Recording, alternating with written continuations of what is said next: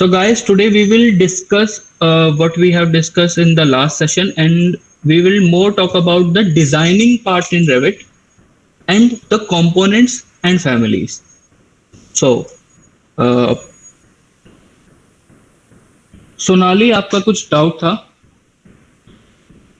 आपका डाउट है कि सर अगर फिक्स नंबर ही इतना फैलना है पूरे सर्कल में तो Sonali it is edited right. So I think वो कुछ इशू नहीं है उसमें. वो बिल्कुल सिंपल सी चीज पूछी थी सोनाली ने कि अगर फिक्स नंबर को शायद मतलब जो एरे जब हो रहा है तो कितने नंबर्स में हो रहा है. ठीक है. सो हम एरे कमांड को अगर मैं बताऊं तो फर्स्ट लाइन ये बनेगी, उसके बाद ये सेकंड लाइन बनेगी. यहां तक किसी को कोई डाउट है? एनीवन? नहीं. क्योंकि मैं बिल्कुल ऐसे डायरेक्ट शुरू हो गया था. ठीक है. सो ये लाइन जब बन गई है तो मैं इस लाइन को पकड़ के इसको एरे करूंगा. एरे दबाया. एरे दबाने के बाद नंबर्स को बाद में भी एडिट कर सकते हो. पहले पॉइंट प्लेस कर लो. पॉइंट प्लेस करने के बाद फर्स्ट रेफरेंस पॉइंट, एंड उस रेफरेंस पॉइंट को आप बाद में क्या रखना चाहते हो वो, और फिर numbers. Suppose 30 degree divided by 36 तो होता है 12, सॉरी 24 होता है शायद. ओके 60 था ना वो, तो ये 24 होगा. ओके. सो ये ऐसे हो जाएगा. इसमें अब तक किसी को कोई डाउट है? एनीवन? ओके. सो मैं स्टार्ट करता हूं नॉर्मल एरे से. गाइस, एरे कमांड जो होती है उसका मतलब होता है किसी भी चीज को एक से ज्यादा बार रिपीट करना. ठीक है. अब सपोज ये पूरा सेट ऑफ ऑब्जेक्ट्स है, और हमने ऑटोकैड में भी पढ़ा है कि आप जब बहुत सारे ऑब्जेक्ट्स से एक साथ काम कर रहे हो तो आप उनको ग्रुप बना लेते हैं. तो मैं एरे को करने से पहले ना इन चीजों को पहले ग्रुप बना लूंगा. और यहाँ पे ना ग्रुप, इस जब ऑब्जेक्ट्स को आप सिलेक्ट करते हैं तो इस जगह पे सिलेक्शन टैब में ये जो जगह है ना, ये ग्रुप नहीं है, एक तरीके से एक सेट की तरह सेव होता है. इसका नाम सेट होता है. यहां पे क्लिक करेंगे हम सेव, उसका नाम देंगे उस सेट का. ठीक है. सपोज सेट 1 और फिर एंटर. और अब ये सिलेक्शन आपकी एक सेट है पूरी. But why it is not selecting? अच्छा, आप उस सेट में से किसी एक ऑब्जेक्ट को, जब सारे ऑब्जेक्ट्स को क्लिक कर लोगे तो आपको दोबारा उस सिलेक्शन को लोड करने का ऑप्शन आएगा. ठीक है. कि ये सपोज मैं यहाँ पे सेलेक्ट कर रहा हूँ तो मुझे लोड करने का ऑप्शन आएगा कि ये वाले सेट को लोड कर दो. ये बेसिकली ना उतना फ्लुएंटली एक्ट नहीं करता जितना स्केचअप और जो ऑटोकैड के ग्रुप काम करते हैं, बट ये आपका मतलब सेग्रीगेशन फिर भी कर देता है कि हाँ ये सेट है पूरा. ठीक है, ये वाला. आफ्टर दैट हम इसको एरे करेंगे अगर, तो एरे पे क्लिक करेंगे. एरे कमांड पे ये आपको मिलेगी मॉडिफाई टैब के अंदर. और उसके बाद यहाँ पे लीनियर एरे हम इसका करेंगे. लीनियर एरे करने के लिए ये फर्स्ट वाला ऑप्शन है. और फिर उसके बाद ये जो निशान अब इसको आपको दिख रहा है कर्सर के नीचे 4 डॉट, इसके बाद ये फर्स्ट पॉइंट सेलेक्ट करा रहा है हमसे.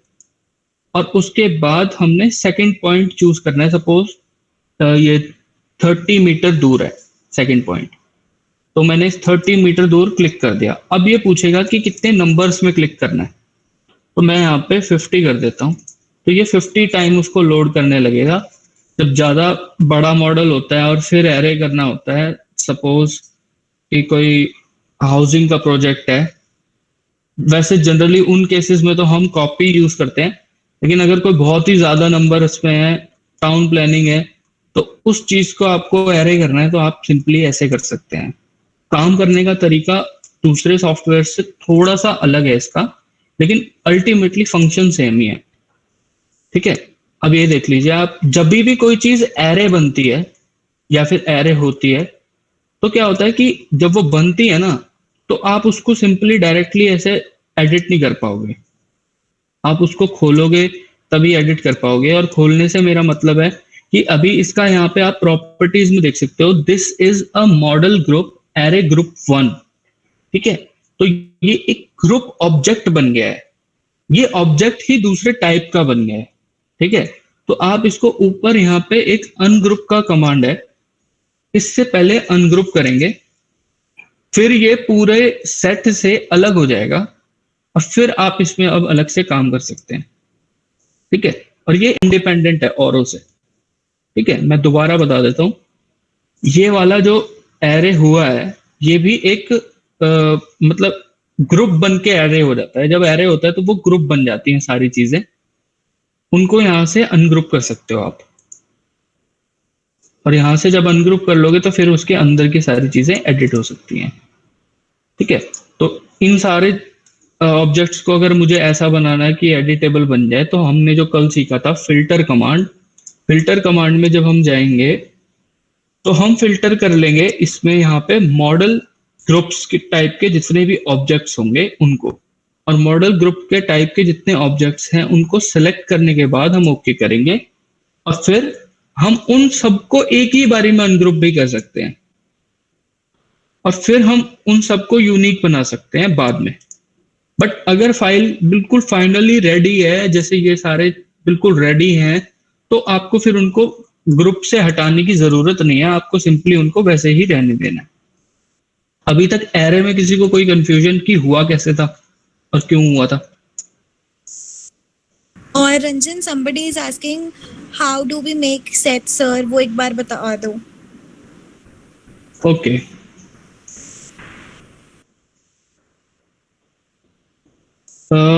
साहित्य, हम सेट जब बनाते हैं ना, तो हम जब किसी भी ऑब्जेक्ट को सिलेक्ट करते हैं, सपोज हम इनको पूरे को सेलेक्ट कर लेते हैं, तो यहाँ पे सेव का ऑप्शन होता है, सेव करंट सिलेक्शन। ये बेसिकली ना सेलेक्टेड ऑब्जेक्ट्स का सेट है, ये बेसिकली कोई वैसा सेट नहीं है जैसा ऑटोकैड में तो वो पूरा एक ऑब्जेक्ट ही बन जाता है ना अलग। और अभी भी जो हमने देखा था ना ग्रुप, वो ग्रुप था, वो सेट नहीं था। यहाँ पे ये अभी सेट बनाने की बात अगर हम करें, तो हम जब इन ऑब्जेक्ट्स को सेलेक्ट करते हैं, तो ये इसको सेव करने के लिए मैं मान लो बिल्डिंग और फिर ओके। और एनी टाइम जब मैं दो चार चीजों को सिलेक्ट करूंगा और फिर उस सिलेक्शन को मैं दोबारा से पाना चाहता हूँ, वही जो सारी चीजें मैंने तब सेलेक्ट की थी उन्हीं को मैं दोबारा से सेलेक्ट करना चाहता हूं, तो मैं उसको रिट्रीव कर सकता हूं और फिर वो सारे सेलेक्ट हो जाएंगे।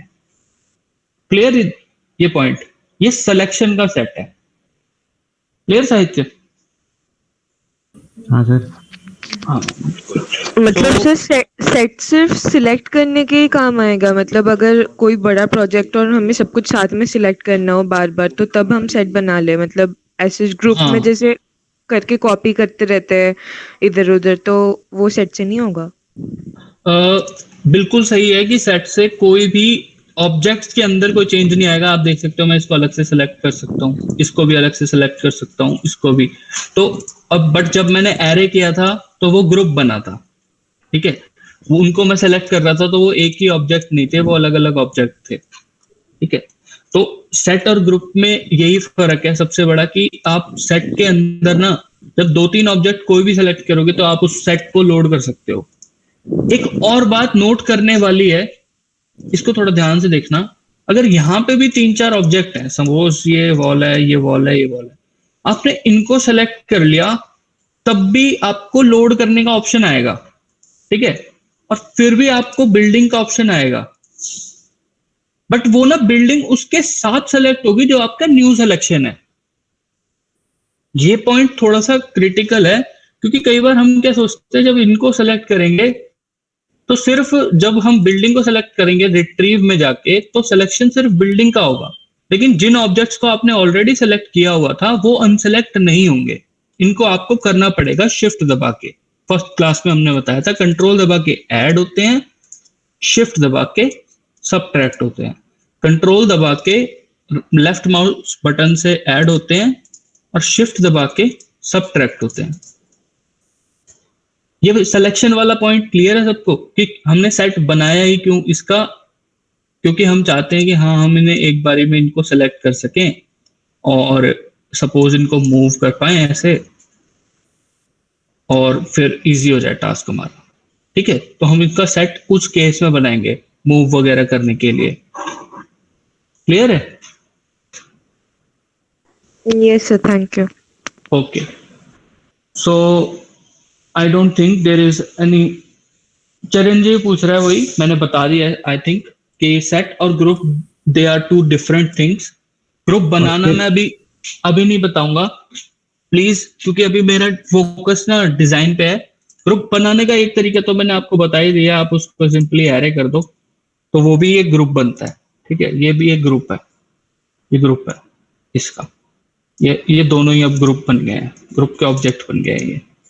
बट अदर तरीके मतलब सिंपल ग्रुप बनाने के लिए आपको ग्रुप कमांड होगी, वो मैंने आज तक यूज नहीं किया है टू बी ऑनेस्ट।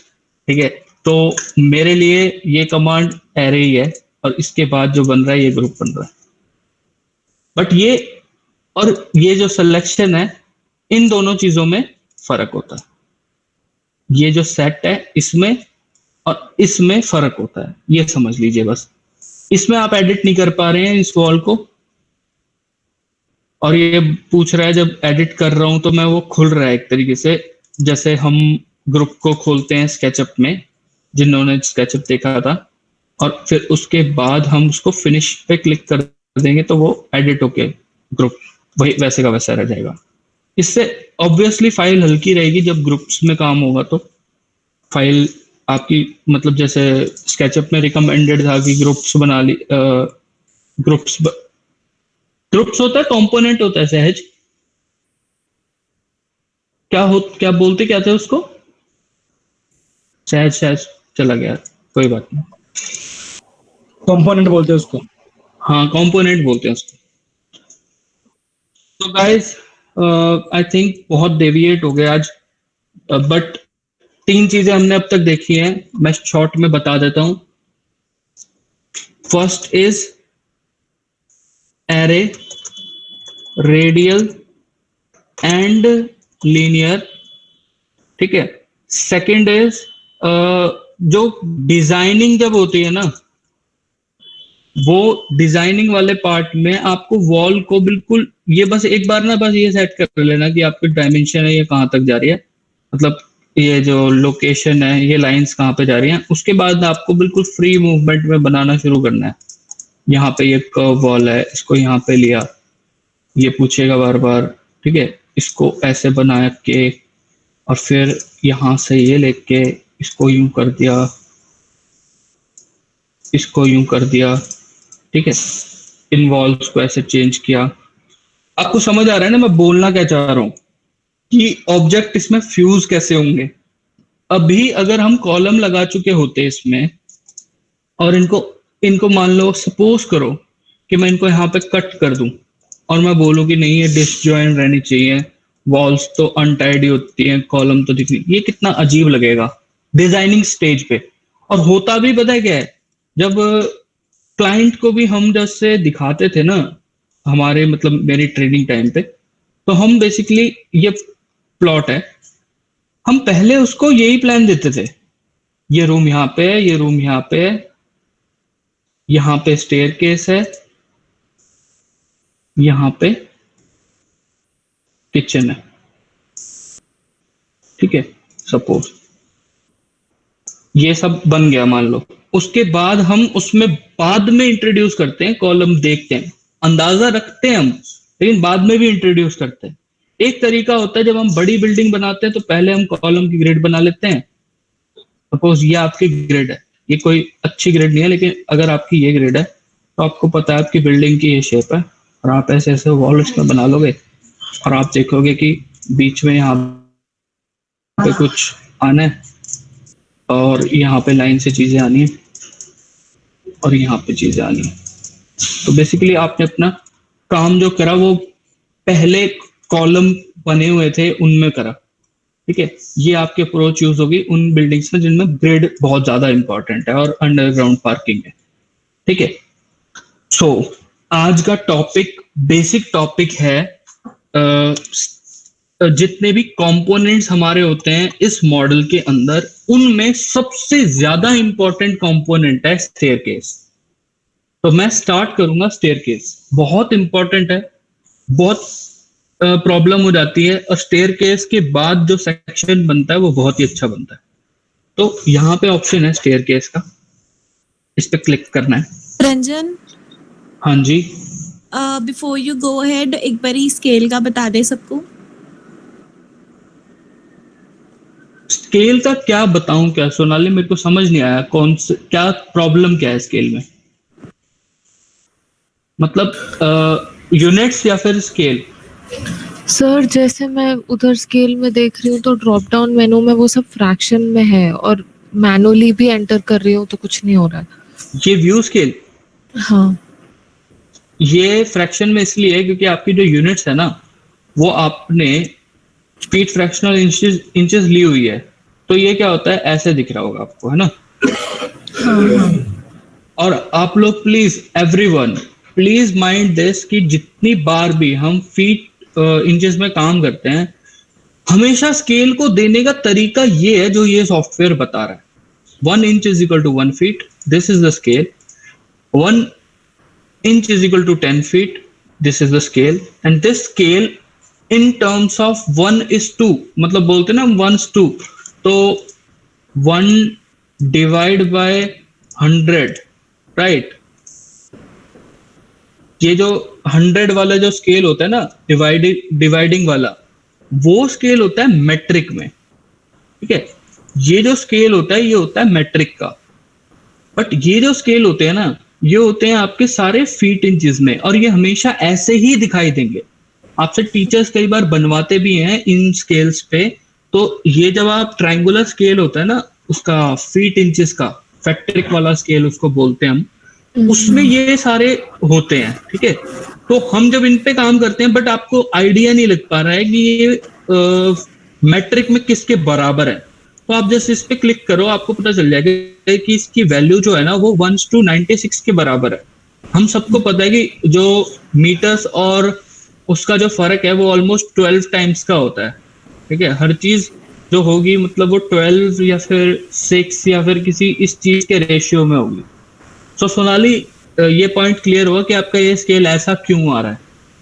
सर तो विदाउट एनी स्केल नहीं बना सकते, मतलब without any, see this is a drawing, dimension, this is a drawing.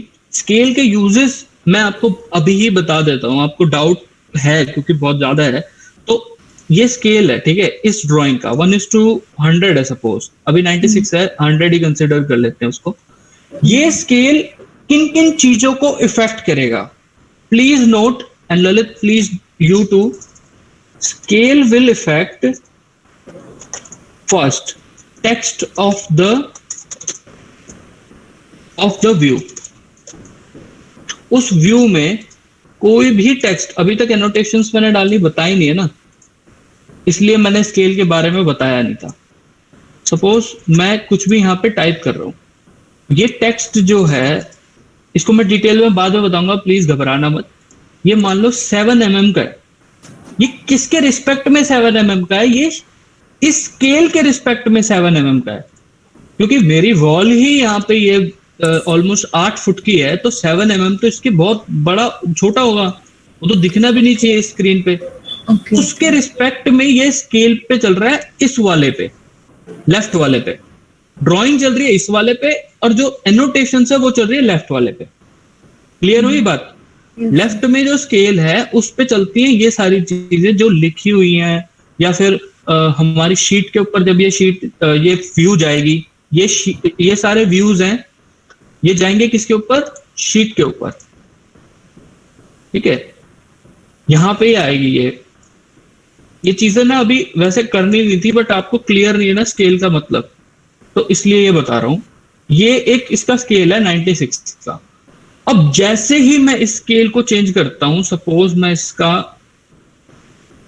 आधा मतलब डबल कर देता हूं स्केल को, तो क्या होगा कि ये छोटी होगी। टेक्स्ट का साइज बिल्कुल भी चेंज नहीं हुआ, क्योंकि टेक्स्ट इससे रिलेटेड नहीं है, टेक्स्ट रिलेटेड है इस बाहर वाले स्केल से। और होता क्या है, हम पूरी ड्राइंग बना देते हैं और एंड में जाके स्केल चेंज करते हैं, सपोज ये कर देते हैं, तो टेक्स्ट देखो कितना बड़ा आ रहा है, आपको ड्राइंग के ऊपर पूरा टेक्स्ट दिख रहा है। ये तो चीज बहुत बेकार हो जाएगी ना। उस केस में हम कुछ भी नहीं कर पाते, फिर इस टेक्स्ट को हम एडिट करते हैं बैठ के और बहुत ही अजीब हो जाता है। ठीक है, तो इतना समझ आया। पहली चीज है टेक्स्ट को वो करता है। दूसरा है it is the scale on which the view will come on the sheet। ये भी समझ आ गया? हाँ हाँ स्केल जो यहाँ पे दिखता है वो स्केल, ये दिखता किसमें है? हर व्यू में दिखता है। हर व्यू में आपको ये स्केल दिख रहा होगा। अब आपने देखा होगा अभी भी हम फीट इंचेस पे काम कर रहे हैं यहाँ पे, लेकिन ये कस्टम लिखा हुआ है। ये कस्टम वाला ऑप्शन ना हर एक में सबसे टॉप पे होता है या फिर बॉटम पे। तो कस्टम पे क्लिक करने के बाद आप इस वैल्यू को ऐसे भी चेंज कर सकते हो। और ये ना तब काम आती है जब आपको जूम टू फिट करना है या फिर जूम टू आपको कस्टम स्केल करना है। कोई 125 पे आपकी ड्राइंग फिट आ रही है, ठीक है, तो ये कस्टम स्केल हो गया। अब यहाँ पे मैं 120 करूंगा, नहीं अपने आप उस स्केल को उठा लेगा जो फीट इंचेस में उसके नियरेस्ट है या फिर वही है। ठीक है, सो क्लियर है ये चीज? Yes sir. ये स्केल है क्या? लेफ्ट वाला वो स्केल है जो एनोटेशंस और लिखी हुई चीजों का या फिर शीट पे जो रखी होती हैं चीजें उनका स्केल होता है, और राइट में वो स्केल है जो ड्राइंग का स्केल होता है। ठीक है, अब मैं वापस से इसको मीटर्स में कर लेता हूं। सो मीटर्स में नहीं, मिलीमीटर्स में। तो हमारी ड्राइंग में ये देखिए, ये अब इसमें ये कस्टम हो गया। मीटर्स में जितने भी 100, 200 इन सब के अलावा जितने होंगे वो कस्टम में जाएंगे, और जो फीट इंचेस है उसमें जितने भी उनके फ्रैक्शनल वाले हैं उनसे अलग जो भी होंगे वो कस्टम में चले जाएंगे। आप इसमें वो वाला भी अचीव कर सकते हो, उसमें ये वाला भी अचीव कर सकते हो। सो गाइज डोंट, इससे डरना मत, ये बहुत सिंपल सी चीज है। मैंने इसको बाद में इसलिए बताना था क्योंकि इससे रिलेटेड आपने देख लिया कि क्या क्या चीजें अभी आपके सामने आई है। ठीक है, so guys now I am starting with staircase. This is staircase tool. We have to just look at the properties bar and आप देख सकते हैं properties में हर चीज की तरह जैसे wall में होता है, doors में होता है, windows में होता है, यहाँ पे भी edit type का बटन है। हम इसमें edit type करेंगे। edit type में जाके आप सबसे पहले families देख लीजिए कि कौन कौन सी हैं। हर जगह पे अलग तरह का स्टेयरकेस यूज होता है।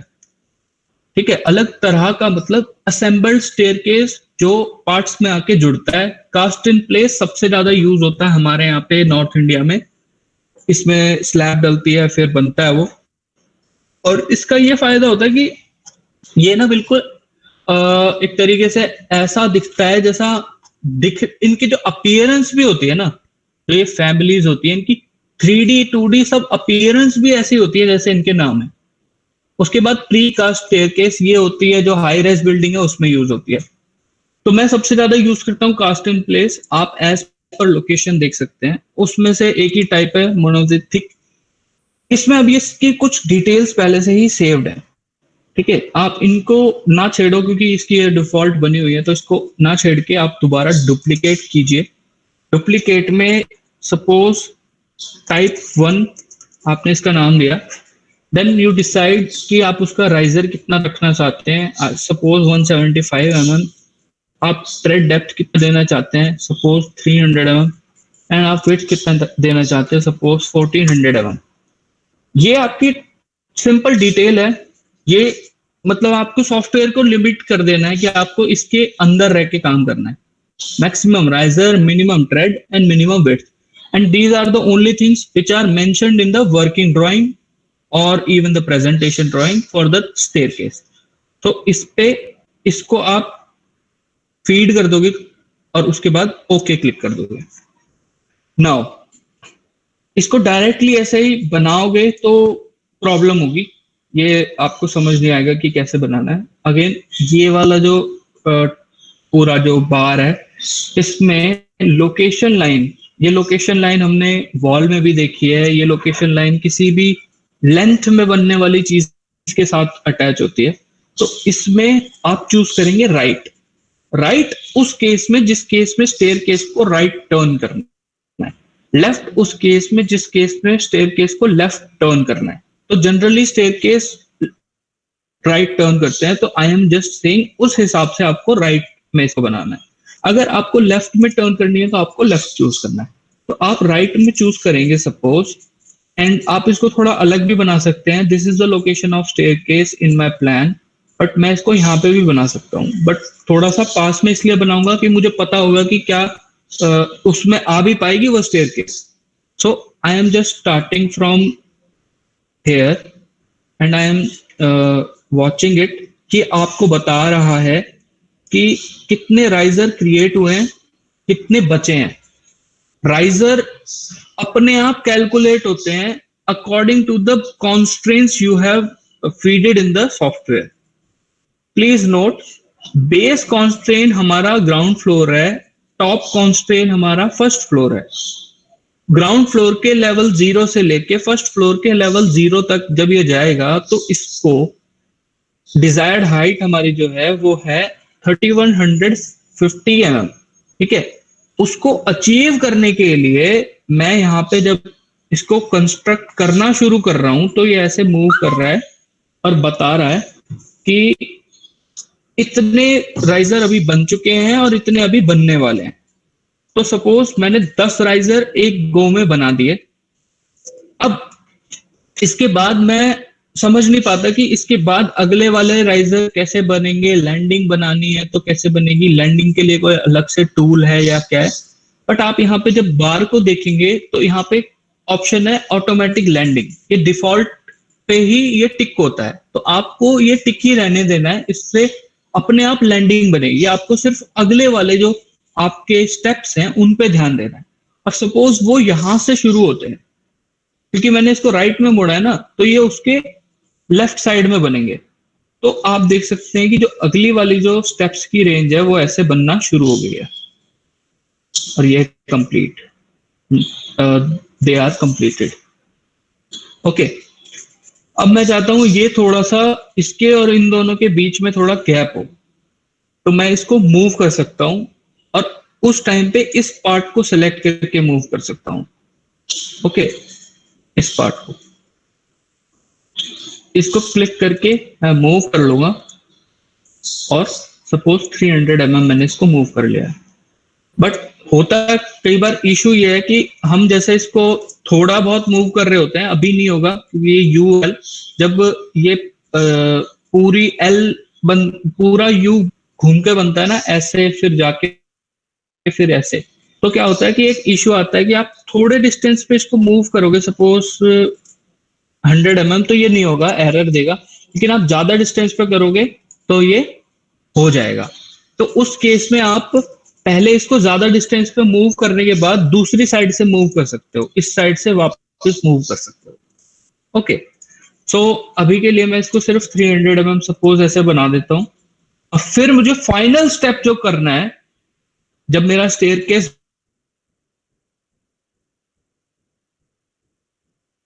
पहले, फिर मैं इसको टिक कर दूंगा और ये रंजन मेरी आवाज गई थी, ऐसे बोल।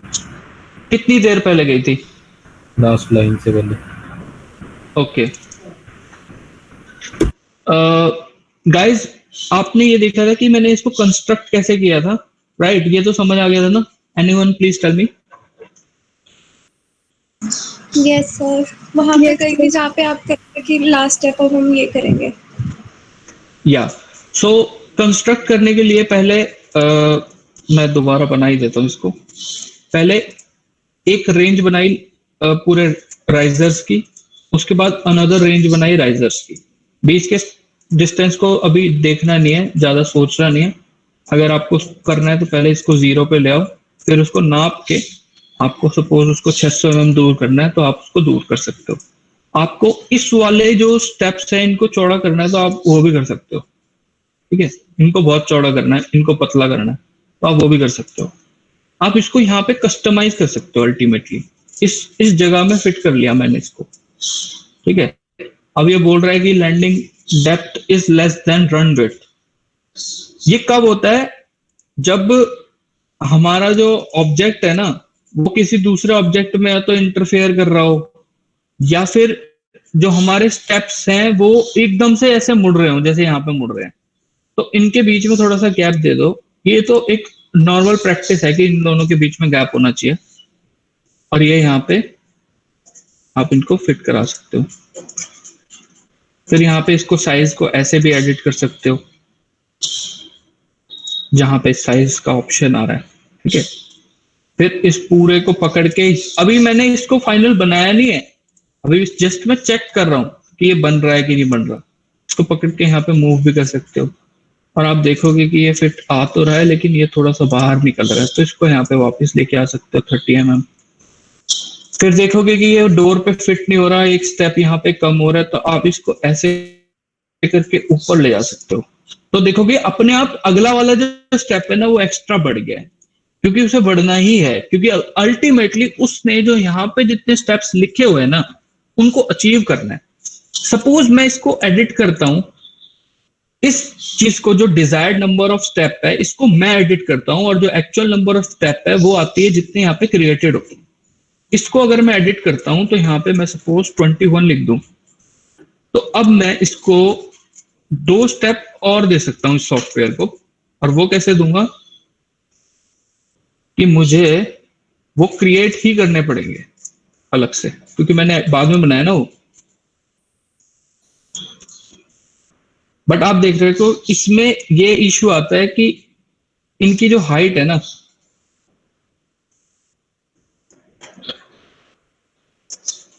मैं आपको सिंपल भाषा में मतलब ये बताना चाहूंगा कि आप एक गो में स्टेयरकेस को बना लो, अगर आप उसमें बाद में 1 या 2 स्टेप को ऐड करते हो ना इस तरीके से, जैसे मैंने यहाँ पे 19 की बाद 21 इसको किया, इसके डिजायर्ड नंबर्स को बढ़ा दिया और फिर उसमें एडिशन की, तो क्या होगा कि ये ना 2 अलग अलग चीजें बन जाएंगी। और ये यहाँ पे जैसे दिख रहा है ना, ये दोनों आपस में कोप अप नहीं करते और इनमें ज्वाइन नहीं होता, इनके अंदर मटेरियल लगने में प्रॉब्लम आती है, इनके अंदर रेलिंग लगने में प्रॉब्लम आती है, अल्टीमेटली इसमें प्रॉब्लम आती है। तो मतलब ये है कहने का कि आप इस सब को बनाने से पहले अपने ये जो डिजायर्ड नंबर है इसे फाइनल कर लीजिए, और इसे वही रहने दीजिए जो आपका एज पर आपका जो हाइट और जो ट्रेड की विड्थ है वो आ रहा था। और फिर फाइनली जब ये हो जाएगा आप टिक कर दीजिए। यहां तक सबको समझ आया? Anyone having any doubt? आवाज तो नहीं चली गई थी मेरी? No sir. क्लियर है ना? Yes sir. Yes sir. अब ये बन गया है, ठीक है, स्टेयरकेस बन गया है। ये बनते ही प्लान में ऐसा दिखेगा, ठीक है। मैं आपको इसका सेक्शन काट के दिखा देता हूं। व्यू टैब में होता है सेक्शन, ये इंपॉर्टेंट डायलॉग बॉक्स। जिन्होंने कल की क्लास नहीं अटेंड की, प्लीज सेव का जो ऑप्शन है ये अपने आप सॉफ्टवेयर प्रोवाइड करता है, तो अपनी फाइल को टाइम टू टाइम सेव करने के लिए वार्निंग देता है। आप इसका टाइम इंटरवल चेंज कर सकते हो जब ये ऑप्शन है, या तो तब, या फिर ऑप्शंस में जाके, और जो पहला जनरल का ऑप्शन है उसी में ही ये है कि आपको कितनी देर में वो रिमाइंड कराएगा। कोई जरूरत नहीं है चेंज करने की, जस्ट फॉर इंफॉर्मेशन कि आप अगर चेंज करना चाहो ये बिल्कुल ठीक है जो है पहले से, बस। आफ्टर दैट सेव कर लेंगे हम अपनी फाइल को और एक सेक्शन काटेंगे इसका यहां से। This is section 2। अगर आपको इसका पता नहीं चल रहा है ना, कई बार क्या होता है बहुत सारे सेक्शन होते हैं फाइल के अंदर, तो आपको पता नहीं होता ये सेक्शन कौन सा है और ये सेक्शन कौन सा है। आप उस सेक्शन पे यहाँ पे क्लिक करो, लेफ्ट साइड में उसकी प्रॉपर्टीज में उसका नाम देखो, और फिर उसे यहाँ पे प्रोजेक्ट ब्राउजर में खोल लो। और जब आप देखोगे सेक्शन में तो ये स्टेयरकेस बन चुकी है। अब ये ललित का डाउट था कल कि जो आखिरी का स्टेप होता है ना स्टेयरकेस में, आखिरी का जो स्टेप होता है वो नहीं बनता इसके हिसाब से, बट बेसिकली वो ऐसा दिखता है। जो ये वाली जो चीज है ना, यहाँ पे अकॉर्डिंग टू सॉफ्टवेयर आपका स्लैब आ जाना चाहिए, ठीक है। बट होता क्या है, हम यहाँ पे अगर स्लैब लगाएंगे ना इस जगह पे भी, तो वो उसकी डेप्थ जो होगी वो फिर इसके जितनी होनी चाहिए। तो या तो आप इसके सामने जस्ट एक इसके जितना एक स्लैब बनाओ, या फिर आप जब इसको बना रहे थे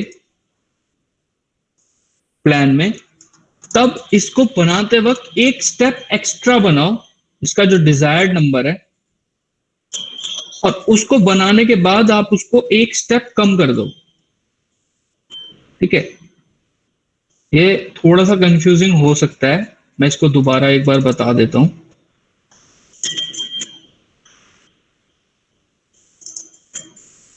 आप इस स्टेयरकेस को साइड में रख देते हैं। जब आप स्टेयरकेस बनाते हो, प्लीज वेट, जो भी अगर किसी को कोई डाउट है तो लिख दो, मैं पढ़ लूंगा, लेकिन अभी मैं आपको बताना चाहता हूँ कि जब बनाओगे तो क्या होगा।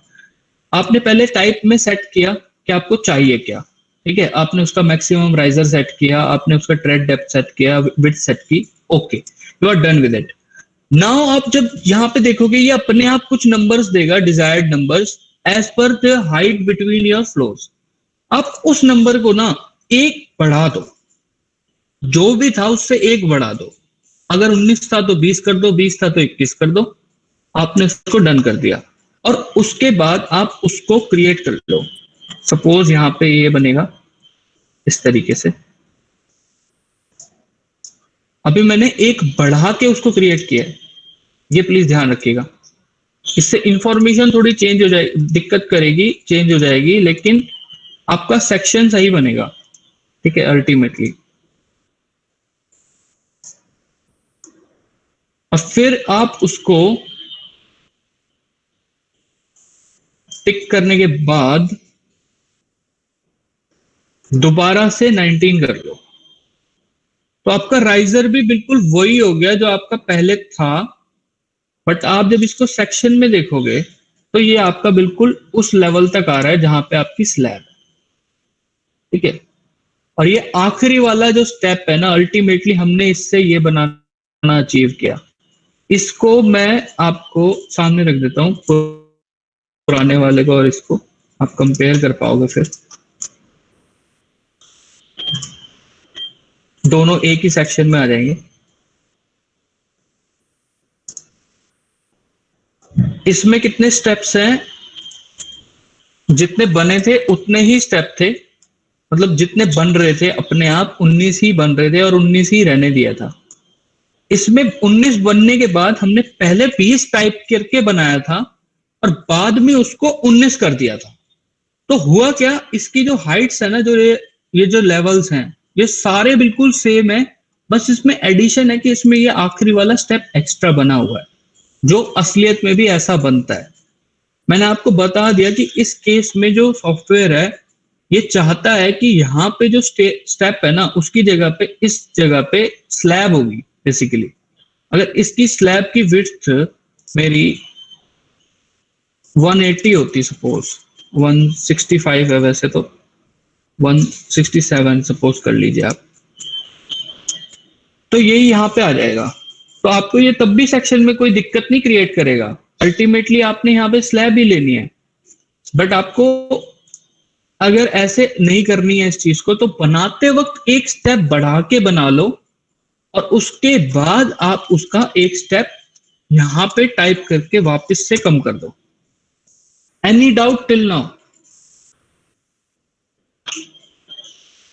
एनीवन? किसी को कोई डाउट है या फिर किसी को समझ आ गया है पूरा बिल्कुल ढंग से? मैं पूछूंगा क्योंकि फिर सर अभी जो आपने वो एक्स्ट्रा एक ऐड करके बनाया था ना, देन उसको वहां से एक रिमूव कर दिया था, वो वाला एक बार बता दीजिए। उसको रिमूव कैसे किया? मैंने क्या किया, इसको बनाते वक्त ना, लेफ्ट वाले स्टेयरकेस को, जो भी मेरा फाइनल है, इसको बनाते वक्त मैंने लिख के बनाया था 20, लिख के बनाया था, ठीक है। अल्टीमेटली मैंने अकॉर्डिंग टू सॉफ्टवेयर 20 राइजर बनाए थे, लेकिन मेरे को जरूरत 19 की ही थी, मैंने बनाए 20 थे। उसके बाद मैंने इसको दोबारा से 19 कर दिया था। ये एरर देगा कि नहीं वो उससे ऊपर है नीचे, उसको भूल जाओ अभी, वो एरर्स इतने इंपॉर्टेंट नहीं होते। और फिर उसके बाद ये देखो आप बिल्कुल उसी लेवल पे ट्रू लेवल पहुंचेगा। ये देखिए ट्रू लेवल, इसका लेवल 2 कॉपी हुआ था, कॉपी हमने कल सीखा था। Any doubt, any problem till now? प्रतिदिन एक बार अंडू राइट वाली स्टेयरकेस लेके आ, कुछ बोलना है मुझे। सर तो मतलब जो हमारे नंबर ऑफ स्टेयरकेस थे वो होने तो 19 ही चाहिए थे, तो हमने एट द एंड 19 ही हम ले आए, राइट? हाँ स्वाति, बिल्कुल हम एट द एंड उतने पे ले आए। हमारा राइजर भी बिल्कुल सेम है। मतलब मैं पहले गलती से मैंने बोल दिया था, आई एम सो सॉरी, कि मैंने बोल दिया था हमारी इंफॉर्मेशन चेंज हो जाएगी, वो भी नहीं हुई। ठीक है, यहाँ पे भी देख लो आप, riser is equal to this, यहाँ पे भी देख लो आप, riser is equal to this. The only thing is this is going to true level, this is not going to true that level. Okay. और ऐसा हर एक टाइप के स्टेयरकेस में भी नहीं होता, ये भी मैं आपको बताना चाहता हूँ, इसीलिए मैंने आज कास्ट इन प्लेस बताया। इसको अगर आप सिंपली दूसरा ले लोगे कोई, तो उसमें शायद ये हो ही ना। ठीक है, इसमें ये आखिरी में ऐसे आएगा करके, तो उनको आप ट्राई करोगे। मैंने आपको कास्ट इन प्लेस में ये चीज बताई है। ठीक है, और अलग अलग वर्जन में भी ये चीज थोड़ी सी डिफरेंट हो सकती है, बट आपने अल्टीमेटली उसको सेक्शन में चेक कर लेना है। Now Lalit want to tell something, please Lalit. ये हमारी आरसीसी वाली स्टेयरकेस है ना? हाँ, ये हमारी आरसीसी वाली स्टेयरकेस है। हाँ, अब हम सबको पता है कि स्टेयरकेस की स्लैब बनती है ना स्लोप में, तो उसकी जो रीइंफोर्समेंट होती है वो हमारी मिक्स होएगी इसमें ऊपर की जो हमारी स्लैब है। तो टेक्निकलिटी भी इस सॉफ्टवेयर में हमें देखने को मिल रही है। जैसे राइट वाले में जूम करना रंजन, राइट वाले में आप देख सकते हो, इसमें देखो हमारी रीइंफोर्समेंट मिक्स नहीं हो रही है इसके साथ, स्लैब के साथ। हाँ, ये देखो एंड तक नहीं जा रही है। और राइजर तो बाद की बात होती है, वो बाद में बनते हैं। सबसे पहले हम रीइंफोर्समेंट को ऊपर स्लैब के साथ मिक्स करते हैं, ये जैसे हो रही है यहाँ पे। तुम इमेजिन कर पा रहे हो ना मैं कैसे बोल रहा हूँ? ये वाला जो आर्क एक तरीके से एंगल है, ये वाला पॉइंट सबको क्लियर है ना कि मैंने ये क्यों इतना लंबा खींच के बताया, स्टेयरकेस को इतनी इंपॉर्टेंस क्यों दी? क्योंकि एक बार ये समझ आने वाली बात है, मुश्किल नहीं है ये बस समझ आने वाली। मैं बता रहा हूँ इस सॉफ्टवेयर में कुछ भी मुश्किल नहीं है, लंबा बहुत है, मुश्किल कुछ भी नहीं है। लेकिन मैं स्लो भी बता रहा हूँ कुछ ज्यादा ही शायद, मेरे को तो फील होता है ये। बट अगर आप कैच कर सकते हो तो सीरियसली ये बहुत बेनिफिटिंग है। ठीक है, आप ये देख लो, अब ये यहाँ तक चला गया, आपको ना तो कोई लाइन वेट देने की जरूरत पड़ी, everything is there as it is. कल हमने इस वॉल का चेंज किया था लेआउट वगैरह, सॉरी टेक्सचर, आप यहाँ सेक्शन में से भी उसको चेंज कर सकते हो। ठीक है, सपोज ये कंक्रीट ब्लॉक है, ये वॉल नहीं है, तो आप इन सारी वॉल्स की एक ही बारी में प्रॉपर्टीज चेंज हो जाएगी, एक ही बारी में ये सारे इस टाइप की वॉल चेंज हो जाएगी। आप चाहते हो कि नहीं ये सिर्फ ये वाली वॉल अलग तरीके की है, तो इस वॉल को पकड़ के आप उसको चेंज कर सकते हो। राइट, क्लियर होगा क्योंकि ये इंपॉर्टेंट है, मैंने इसलिए इस पे इतना टाइम लगाया। आप ये भी देख लो, लाइन वेट अपने आप आ रहा है, यहाँ से कट हो रहा है, यहाँ से एलिवेशन भी दिख रहा है। You don't have to work at all, you just have to create it in a plan or in 3D even you can create the staircase in 3D। अब मैंने आपको सिंपल staircase बता दिया। अब मैं उसके बाद रेलिंग कैसे ज्वाइन करेंगे? जैसे फर्स्ट फ्लोर से सेकंड फ्लोर की रेलिंग जॉइंट होती है ना बीच में बेल के साथ। रेलिंग जॉइंट ही है योगिता, इसमें रेलिंग कहाँ पे अनजॉइन हो रही है? मेरे को ये मतलब समझ नहीं आया। ये फर्स्ट एंड पे ये वाली ना, ओके, इसका मैं बताता हूँ। इन रेलिंग्स आप देखोगे, इसको प्लान में दिखाता हूँ मैं आपको। फर्स्ट फ्लोर के प्लान में, ये फर्स्ट फ्लोर है, ठीक है, हम जाते हैं फर्स्ट फ्लोर के प्लान पे। फर्स्ट फ्लोर में आप देख सकते हो ये रेलिंग का प्लान है और ये स्टेयरकेस है। आप बिल्कुल सही क्वेश्चन है, बिल्कुल एक्यूरेट क्वेश्चन है, बहुत ही अच्छा प्रेजेंटेशन करनी है और सीरियसली अगर कुछ बनाना है तो आप यहाँ पे भी रेलिंग को कंटिन्यू करोगे। बट स्टेयरकेस क्या है कि पार्ट्स में बनाई है हमने, ठीक है। अगर ये एक ही स्टेयरकेस होता ना, 0 से लेके और ऊपर तक जाता, तो वो ऐसे नहीं बन जाता। बट ऐसे कभी भी हम बनाते नहीं हैं, हम अलग अलग ही बनाते हैं स्टेयरकेस को, ठीक है। तो हम क्या करते हैं, अलग से रेलिंग वाले ऑप्शन है, ये रेलिंग का ऑप्शन है, इस ऑप्शन को चूज करके सेम टाइप की रेलिंग हम अलग से बनाते हैं, उसका प्लान ड्रॉ करते हैं, ठीक है, और उसको टिक कर देते हैं, सेम टाइप की रेलिंग। और आप उसको सेक्शन में देख सकते हो। अब ये क्या है कि इसका जो हाइट है ना, वो आपको एडजस्ट करनी पड़ेगी, क्योंकि ये जो है ये 6 जितना भी राइजर है उतना ऊपर से शुरू हो रहा है और ये बिल्कुल नीचे से शुरू हो रहा है।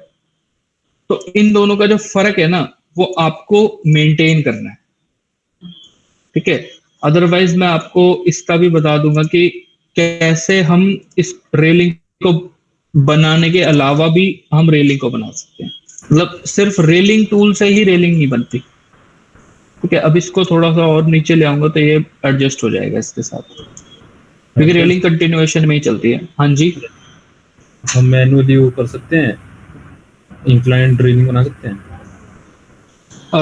मैनुअली इंक्लाइंड रेलिंग ना बनती नहीं है। वैसे हम क्या करते हैं, मैनुअली इंक्लाइंड रेलिंग को बनाने के लिए एक रैंप बना सकते हैं और फिर उस रैंप को हटा सकते हैं और वो रेलिंग रह जाएगी वहां पे, ठीक है। मैं नेक्स्ट चीज यही बताने वाला था स्टेयरकेस के बाद। आज 15 हो गए हैं, लास्ट टॉपिक मेरे को लगता है सिर्फ रैंप ही हो पाएगा, रैंप और स्टेयरकेस, और थोड़े से कंपोनेंट मुझे बताने हैं, क्योंकि आपको जो बनानी है ना उसमें ये चीजें बहुत जरूरी है, ठीक है, रैंप और स्टेयरकेस तो खासकर। तो रैंप बता देता हूँ पहले, फिर दोनों के ही अच्छे अच्छे टाइप बताऊंगा। सिंपल रैंप बताता हूँ। रैंप टूल पे क्लिक किया, नॉर्मल प्रोसेस है, हर चीज को एक ही काम करना है, डुप्लीकेट करना है, नया रैंप बनाना है, उसकी थिकनेस, उसका रेशियो जिसको बोलते हैं ना 1:12 का रैंप होता है फॉर व्हील चेयर एक्सेसिबिलिटी, 1:8 का होता है normal vehicle, 1:10 preferable for vehicle, 1:12 to 15 के बीच में होता है हैवी व्हीकल। तो सपोज इसको 15 ले लिया, उसके बाद एक बारी में कितना चलेंगे, व्हीकल्स चल सकते हैं 39 मीटर और इंसान चल सकते हैं 9 मीटर, तो 9 मीटर ले लिया और इसको भी 12 ही ले लिया, 15 नहीं। और सपोज मुझे रैंप बनाना है, मेरे को बनाना नहीं है रैंप, इसमें जस्ट मैं दिखाऊंगा। तो ग्राउंड लेवल से ग्राउंड फ्लोर तक ये रैंप तो वैसे मुझे इसमें बनाना ही है, तो मैं जस्ट यहाँ पे शुरू करूंगा। अभी विड्थ मैंने सेट नहीं की, क्योंकि विड्थ रैंप की आपने सेट कर ही नहीं सकते। फिर मैंने देखा कि मैं तो पता नहीं कौन सा प्लान में हूँ, मुझे पता ही नहीं है मैंने क्या खोला हुआ है। फिर मैं देखता हूँ कि ये तो 3D व्यू था, बट मुझे इसको प्लान में रेक्टिफाई करना है, तो मैं यहाँ पे एडिट करते वक्त भी प्लान को खोल सकता हूँ। इसमें कोई हार्ड एंड फास्ट रूल नहीं है, मैं सारे प्लान्स में जाके काम कर सकता हूँ। और ये इसका प्लान बने जा रहा है। इसमें 3 बेसिक चीज होती है रैंप बनते वक्त। पहला होता है इसका run, this is run blue colour में। लेफ्ट और राइट में दिखने वाली दोनों चीजें हैं इसकी बाउंड्रीज, और ऊपर और नीचे दिखने वाली दोनों चीजें हैं इसकी राइजर। राइजर इसमें उठता नहीं है या जैसे स्टेयरकेस में उठता है, लेकिन इसमें राइजर अल्टीमेटली वो चीज होती है जो डिफाइन करती है कि रैंप इस जगह पे चल रहा है और इस जगह पे इसमें लैंडिंग आ रही है, ठीक है। लैंडिंग बना के भी दिखाऊंगा, पहले एक सिंपल रैंप बना दूं। जब ये प्लान एक तरीके से ड्रॉ हो जाएगा तो मैं इसको चेक कर लूंगा कि इसकी विड्थ वगैरह बिल्कुल ठीक है। अदरवाइज मैं इसके सेंटर से देखूंगा कितनी आ रही है और फिर इस सेंटर पे देखूंगा कितनी आ रही है, दोनों को ऐड कर लूंगा, टिक कर दूंगा, बिल्कुल स्टेयरकेस की तरह। और टिक करने के बाद इसमें भी प्लान में मैं देखूंगा कि दोनों तरफ रेलिंग बनी हुई है, ठीक है। अब मैं इसको 3D में देखूंगा और मुझे यहाँ पे रेलिंग की ऐसा कोई रिक्वायरमेंट नहीं है इस जगह पे, क्या पता किसी और जगह पे हो, लेकिन इस जगह पे नहीं है। और फिर मैं देखूंगा कि ये रैंप बन गया है और ये ऑटोकैड का प्लान है, इसको मैं हाइड करके देखूंगा। हाइड करने का ऑप्शन अभी डिटेल में नहीं बताऊंगा, पहले एक दिन मैंने बताया आपको, बट उसके बारे में उसके साथ जुड़ी हुई चीजें भी बतानी है, तो फिर मैं उसको बाद में बताऊंगा। बस अभी इसको देखने के लिए अच्छे से मैंने किया है हाइड, तो आप इसको देखेंगे कि ये रैंप बन गया है। ये तो रैंप था, सिंपल रैंप। गाइस 30 सेकंड का ब्रेक, तो ललित एंटरटेन करिए प्लीज, आप बताओ इसके बारे में, रैंप के बारे में। क्या बताऊं मैं, कोई डाउट है? रैंप में कोई डाउट हो तो बताओ, मैं पानी पी लेता हूँ यार। है किसी को कोई डाउट?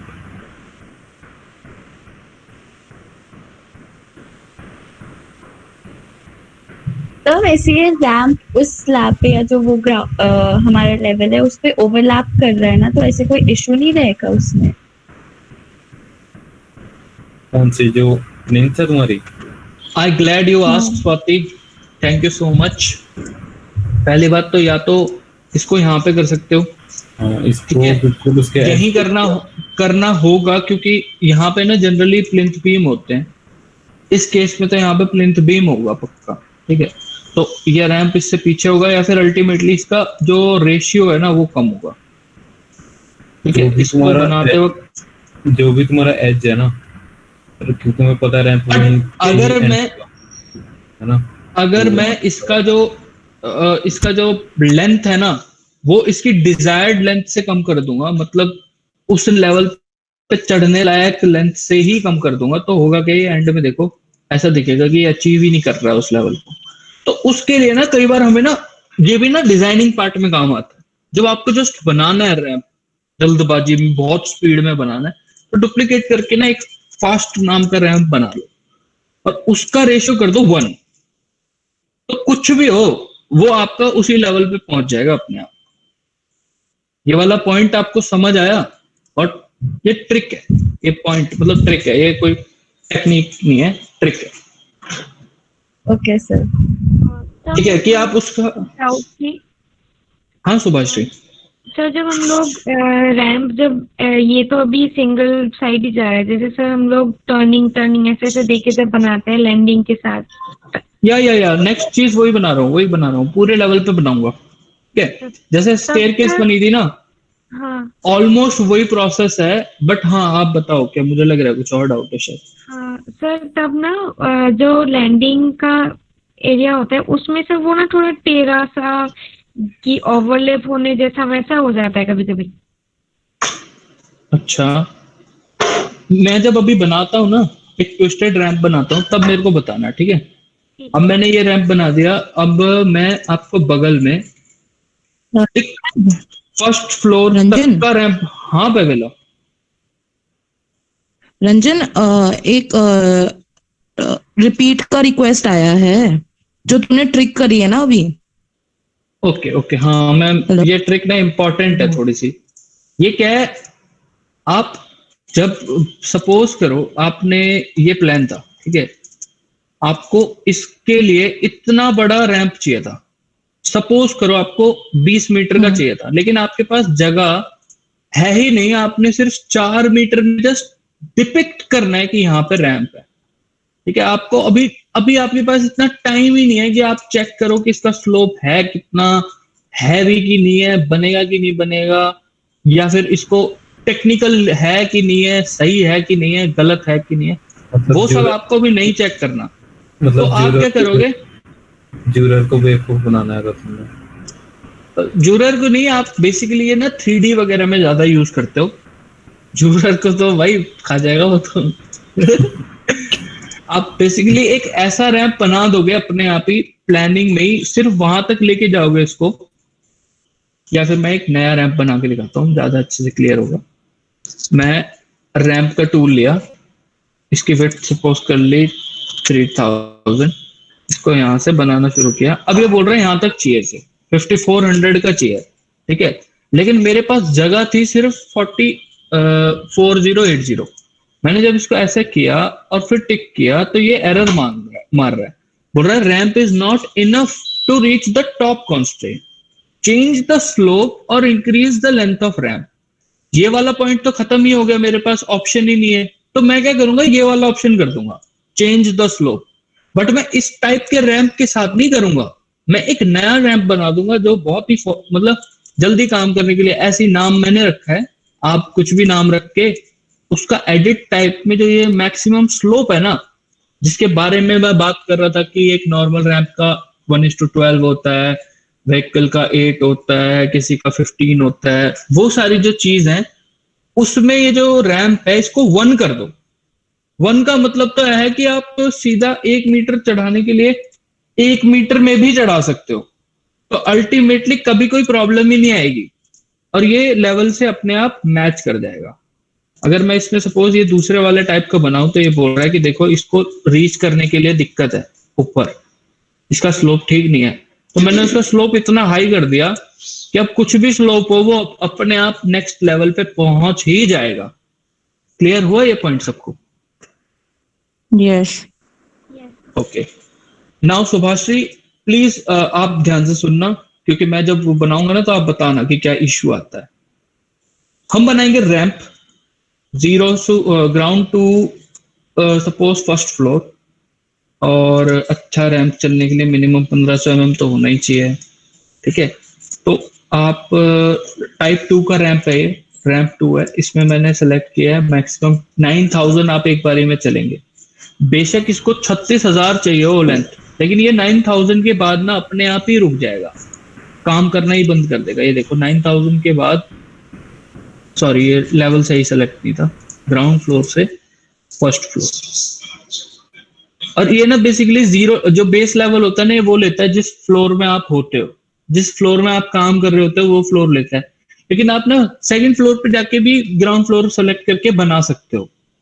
कई बार ऐसा होता है ना, कुछ चीज यहाँ से दिख नहीं रही है, वो ऊपर से दिख जाएगी, या कोई चीज यहाँ पे दिख रही है लेकिन ऊपर से नहीं दिखेगी, तो उसको आप अलग अलग फ्लोर में जाके अलग अलग फ्लोर का काम कर सकते हो। अभी मेरे को एक रैंप बनाना है ग्राउंड फ्लोर से फर्स्ट फ्लोर तक, तो मैं रन को सेलेक्ट करूंगा और सीधा ये 9000, फिर मैं देखूंगा कि कितना और चाहिए और फिर सीधा ये 9000, फिर मैं यहाँ पे गैप लूंगा, फिर सीधा ये 9000 और फिर यहाँ पे ये लास्ट वाला, आई थिंक इसके बाद मुझे जरूरत नहीं है बनाने की। 1800 is all again remaining, so for now मैं इसको सीधा ही बना दूंगा यहाँ पे। और एक लैंडिंग ये है, एक लैंडिंग ये है, एक लैंडिंग ये है, एक लैंडिंग ये है, बट ये ना अभी नाप के नहीं बनी है लैंडिंग्स, मुझे क्लियर नहीं है कि ये लैंडिंग कितनी है और इनकी विड्थ सही है कि नहीं है। बट रैंप मुझे पता है कि मैंने सेट किया था, तो वो तो 1500 mm का ही है। तो मैं देखूंगा क्या कि जब मैं इसको बना रहा हूं तो ऐसे लाइन को पकड़ लूंगा ना, बाउंड्री टूल को, ये बाउंड्री टूल सेलेक्ट करके ये रन पहले बना लिया। बाउंड्री टूल से ना इस ये बेसिकली एक बाउंड्री, ये पूरा ना इसका स्केच है रैंप का, this is sketching off ramp. एक बार स्केच कर देंगे फिर वो पूरा ऑब्जेक्ट बन जाएगा। तो ये बाउंड्री टूल सेलेक्ट करके पहले इस एरिया को नाप लिया, फिर ये था 1797.6 और फिर उसको 797.6 मान लो इधर कर दिया। अब मुझे पता है कि इसकी लेंथ 1000 है। अब मुझे लेना कितना है, सपोज 600 लेना है, तो मैं इसको 400 और इधर कर दूंगा। अब फिर मैं इसको देखूंगा कि ये तो अप एंड डाउन हुआ है, बट इसको अगर मैं ऐसे एडिट करूंगा ना तो ये नहीं बनेगा। इसमें क्या करना पड़ेगा मुझे, यहाँ पे ये जब मैं इसको लेता हूं तो मुझे इसका राइजर जो है, इससे नीचे जो ये ब्लू लाइन है जिसके बारे में मैं बता रहा था रन, उसको भी एडिट करना पड़ेगा। रन की लाइन ब्लू कलर की होती है, लैंडिंग की लाइन अगेन ब्लैक कलर की होती है। ये लाइन लैंडिंग की लाइन है, ये लाइन ब्लू कलर की लाइन है। पर जब ये सब बन जाएगा, मैं एक बार इसको कंप्लीट करके बताता हूँ, फिर इसमें कमी बताऊंगा। इसको टिक कर दूंगा, 3D में देखूंगा तो ये ऐसे बन रहा है। सुभाश्री अभी तक कोई डाउट है इसमें? नो सर, इसमें नहीं है कोई डाउट। मैं बताता हूँ इसमें दिक्कत क्या हुई है जब मैंने इसको बनाया है। दिक्कत ये हुई है कि मुझे ये नहीं पता कि मेरी लैंडिंग मैंने अपने हिसाब से चूज नहीं की। अगर मैं सपोज अपने हिसाब से चूज करने के लिए इनको इधर उधर करता हूं ना, मैंने इसको चेंज कर दिया, सपोज मैंने सिर्फ एक लाइन को चेंज किया है, अब ये प्रोसेस कर रहा है उसको, बट वो सही नहीं बनेगा अभी भी, मैं इतना पहले ही बता रहा हूँ सबको।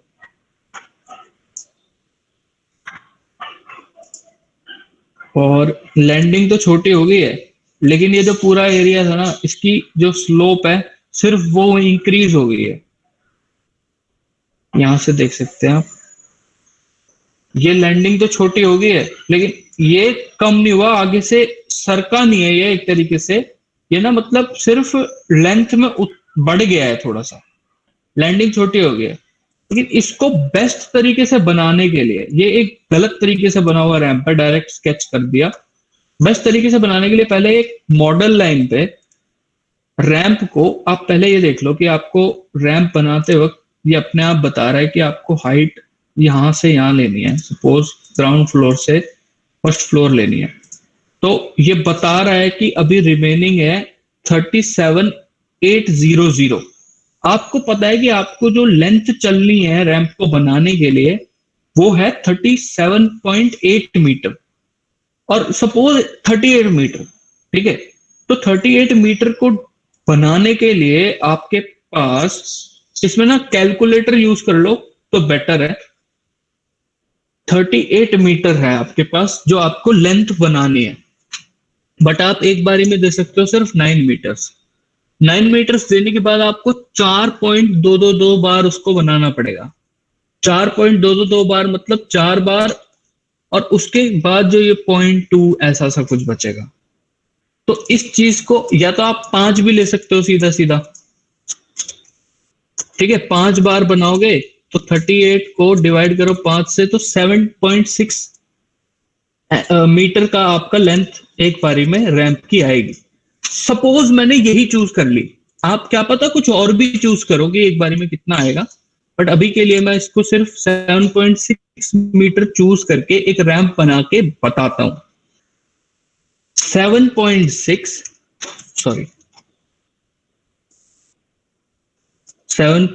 मीटर लिखना है अगर डायरेक्ट लिखना है तो, अदरवाइज 7600 लिखना है। देन मुझे चाहिए लैंडिंग 1500 mm की, फिर 76 मैं मॉडल लाइन से बना रहा हूँ ये, ठीक है। Please note this is model line. Then again 7600, then ये वाली चीज, इसके बीच में ये लैंडिंग, इसके बीच में ये, और इसके बीच में। आफ्टर दैट एक और बार मैं लैंडिंग यहाँ पे दूंगा 1500 और ये 7600। बस मुझे एक इतनी लेंथ चाहिए जिसमें एक बार ये हो, एक बार लैंडिंग, एक बार ये हो, एक बार लैंडिंग, एक बार ये हो, एक बार लैंडिंग, क्योंकि उसके साइड वाले को तो मैं उसी के रेफरेंस पे बना लूंगा। अब मैं रैंप बनाता हूं दोबारा से, तो मैं शुरू करूंगा रन, और सिर्फ यहां पे क्लिक करूंगा ना लाइन पे, तो इसकी जो ये पता नहीं चलेगा कि कहां से शुरू होगा, लेकिन शुरू हमेशा फर्स्ट पॉइंट से ही होता है। तो ये यहां तक आएगा और इसका लेवल अगेन दोबारा सेट करना पड़ेगा क्योंकि हम उस लेवल पे काम नहीं कर रहे हैं। और यहां से मैं जाऊंगा सिर्फ 7600 तक, फिर यहाँ पे जो गैप है उससे शुरू करूंगा और फिर जाऊंगा 7600 तक, फिर यहाँ पे जो गैप है उससे सिर्फ जाऊंगा 7600 तक, फिर यहाँ पे जो गैप है उससे जाऊंगा 7600 तक। अब मैंने यहाँ पे सिर्फ 4 बनाए हैं, सपोज मैं इसको 3 बनाऊंगा और फिर मैं वापस मुड़ जाऊंगा, फिर मैं यहां तक, ये देख लो इसके रिस्पेक्ट में बता रहा है कि यहां तक रुक जाओ। फिर ये दोनों का एक्सटेंशन आ गया, ये जो डॉटेड में लाइन आ रही है ना, ये बता रहा है यहां से अगला पॉइंट शुरू होगा और फिर मैं यहां पे आऊंगा। सुभाश्री ये वाला रैंप इससे ज्यादा कैलकुलेटेड तरीके से बना है ना, बिल्कुल। Yes sir. हाँ, उसके बाद मैंने इसको अचीव कर लिया। अब ये देखो, ये 200 ना छूट गया क्योंकि वो 38 के हिसाब से मैंने कैलकुलेशन की थी, 38 मीटर के हिसाब से। तो इसको मैं यहाँ पे फिर टिक कर दूंगा। तो अल्टीमेटली जब आपको रैंप बनाना हो, आपको उसके नीचे कोई रेफरेंस जरूर ले लेनी है जहां पे आपको लैंडिंग और उनकी विड्थ डिफाइन करनी है। अगर आप डायरेक्टली बनाएंगे तो आप प्रॉब्लम्स फेस करेंगे। बना आप तब भी सकते हैं, मैं बना लूंगा, बहुत लंबा प्रोसेस है। उससे बढ़िया ये है कि आप एक बारी में बना लो इसको और फिर वो कर लो। उसके अलावा अगर आप इसको एडिट करोगे तो आपको पहले ये एडिट करने पड़ेंगे, फिर आपको ये एडिट करना पड़ेगा, फिर नापना पड़ेगा। वो गलत तरीका है सिंपल भाषा में। तो उससे बढ़िया है आप रैंप जब ऐसा लंबा बनाओगे तो उसको ये अगेन उसमें भी आप ये डिलीट कर सकते हो, ये डिलीट कर सकते हो।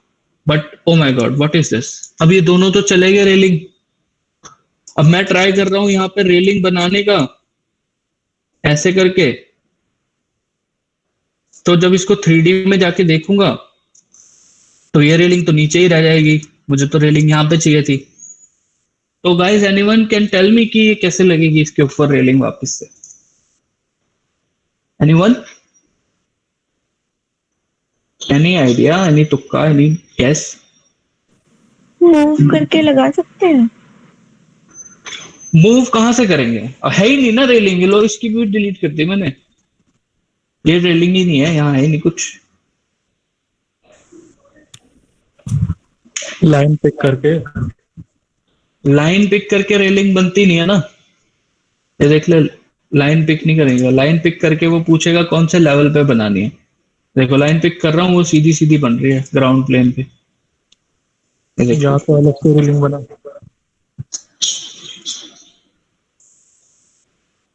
ये देखो, नीचे बन गई।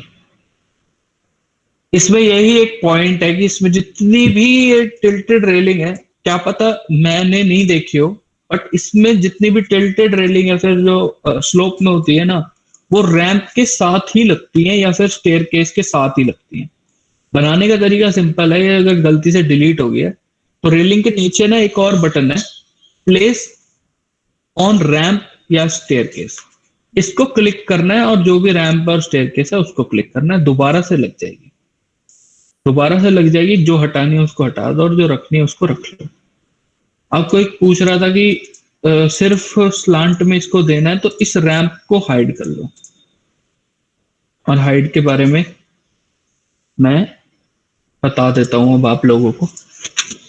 जब हम बहुत सारे प्रोजेक्ट, बहुत बड़े प्रोजेक्ट पे काम कर रहे होते हैं ना, तो हम चीजों को एक बारी में नहीं देखना चाहते, सभी चीजों को। सपोज मैं इसके अंदर कुछ काम कर रहा हूँ, जो दिख रहा है ना अभी इसके अंदर जो वॉल्स हैं, तो मैं क्या करूंगा कि ये ऑब्जेक्ट को डिलीट तो कर नहीं दूंगा।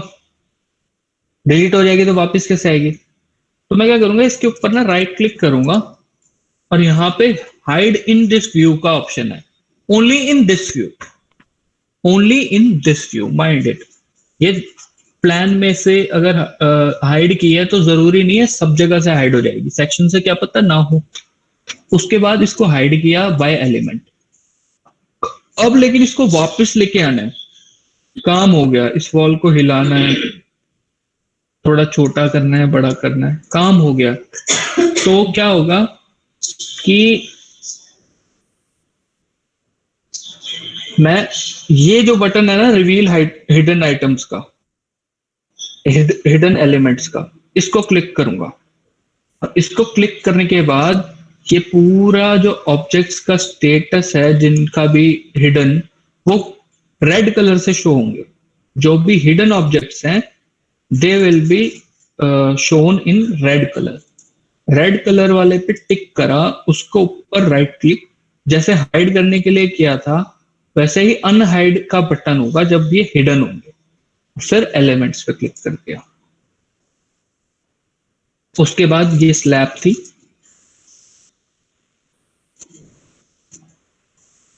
इस पे भी यही सेम चीज की और ये बाहर आ गया मुझसे। ठीक है guys, anyone having any doubt? Today's class is over now.